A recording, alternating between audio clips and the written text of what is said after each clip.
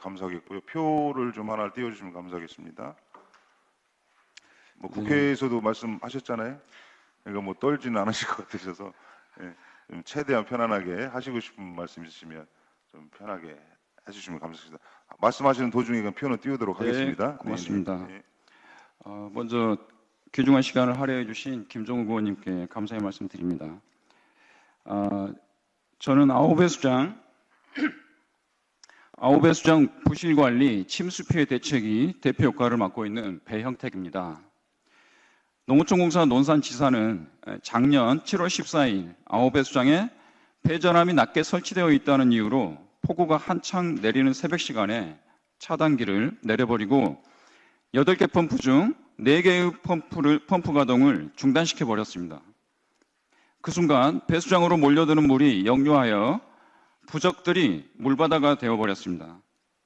처음에는 정확한 원인을 모르던 피해 농가들은 기록적인 폭우를 쏟아부은 하늘만을 원망했지만 나중에 그 이유를 알고 나서 분통이 터질 수밖에 없었습니다. 작년 폭우 피해 이후 피해 농가들은 농어촌공사 논산지사와 논산시에 피해 보상을 얘기하기보다는 조속히 배전함 위치를 높여줄 것을 절절히 요구했습니다. 그 요구가 반영되어서 작년 11월에 아홉해수장 개선 사업비가 책정되었습니다.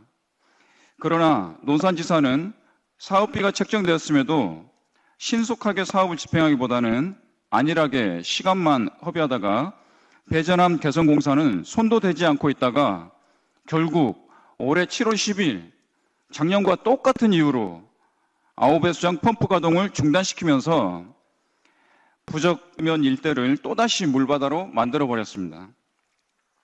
상황이 이 정도 되면 보상 문제는 제쳐두더라도 죄송하게 됐다는 말 한마디라도 있어야 할 텐데 피해 농민들은 논산지사로부터 그런 얘기는 지금 이 순간까지 단 한마디도 들어보지 못했습니다. 오히려 사과는커녕 이번 같은 큰 비에는 설령 배수펌프를 풀 가동했어도 피해 입기는 마찬가지였을 것이라는 망발을 하는 지경입니다. 표를 봐주시면 되겠습니다. 24년 7월 폭우 당시 배전함 공사가 마무리되어서 8개 펌프를 풀 가동했었다면 피해를 훨씬 줄일 수 있었을 것이니 이번 9월 21일에 내린 폭우와 비교를 해보면 쉽게 알 수 있습니다. 저건 7월 10일 날 내린 비의 양입니다. 저기 보시면 부적 보시면 제일 밑에 120mm라는 통계가 있습니다. 다음 페이지를 넘겨주시면 9월 21일에 내린 폭우의 양은 부적 보시면 207mm로 보이십니다. 이렇게 7월 10일 부적면에 내린 비의 양이 120mm였고 9월 21일 내린 비의 양은 7월 10일보다 훨씬 많은 207mm였습니다. 그럼에도 9월 21일에 폭우에 부적면 일대의 하우스와 농경지는 발목 정도 잠기는 수준에서 머물렀습니다. 7월 10일 가슴 높이에서 하우스 꼭대기까지 물이 찼던 것에 비해 훨씬 많은 비가 내렸음에도 불구하고 발목 정도 차는 데서 그친 주된 이유는 바로 9월 21일에는 아홉해수장 배수펌프를 8개 다 풀 가동했기 때문입니다. 여기서 확인할 수 있는 거죠. 그 7월 10일에 배수펌프를 다 가동했다면은 9월 21일보다 비가 훨씬 적게 내린 그 상황에서 배수 유역 일대가 물에 안 잠겼을 것이라는 겁니다. 지금이라도 논산지사는 배수장 배전함 위치 개선 공사를 제때 집행하지 못함으로 인해 발생한 부정면 아홉해수 유역 일대 침수 피해에 대한 책임을 인정하고 합당한 피해 보상에 적극 나설 것을 촉구합니다. 다음으로 탑정 저수지 저수율 관리의 허술함에 대해 말씀드리고자 합니다. 탑정 저수지 관리 책임 역시 농어촌공사 논산지사에 있습니다.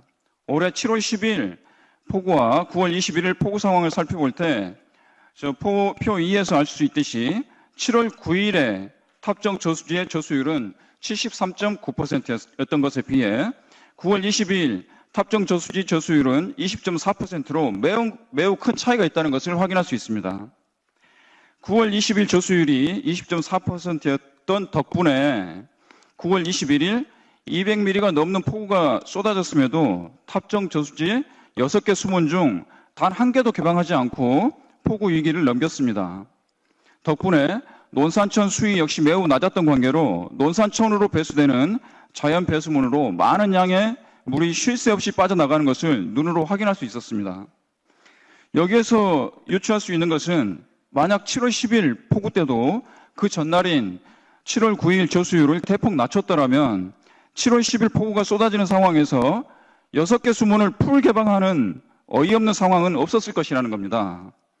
7월 10일 물난이가 나가고 나서 논산지사 담당자에게 왜 폭우가 예고되었음에도 합정호 저수율을 73%로 유지했느냐라고 물어봤습니다. 그에 대해서 담당자 하는 얘기는 금강홍수통제소에서 그 저수율을 지키라고 했다면서 73%도 금강홍수통제소랑 싸워서 그나마 낮춘 것이라는 정말 이해하기 힘든 얘기만 늘어놓았습니다.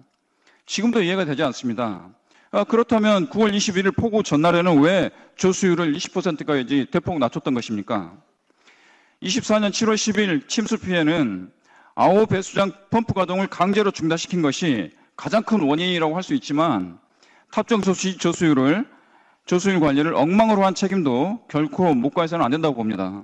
엉터리 수위 관리에 대한 책임 있는 사과와 피해 농가들에 대한 보상에 적극 나서줄 것을 촉구합니다. 세 번째로 말씀드리고자 하는 것은 9월 21일 폭우가 한창 쏟아질 때 신교다리라고 있습니다. 신교다리 앞에 있는 자연 배수문을 개방하지 않음으로 인해 인근 시설하우스 농가들이 입은 막대한 피해입니다. 이 자연 배수문 관리의 책임은 논산시에 있습니다. 건설과 담당 직원으로부터 관리 소홀로 발생한 문제였다는 인정과 사과도 받았습니다. 그런데 후속 조치가 없는 상태입니다. 별다른 조치가 없을 시 피해 농가들은 해당 직원을 상대로 소송을 들어갈 수밖에 없음을 밝힙니다. 논산시의 책임 있는 자세를 촉구합니다. 마지막으로 한 말씀만 더 드리고자 합니다.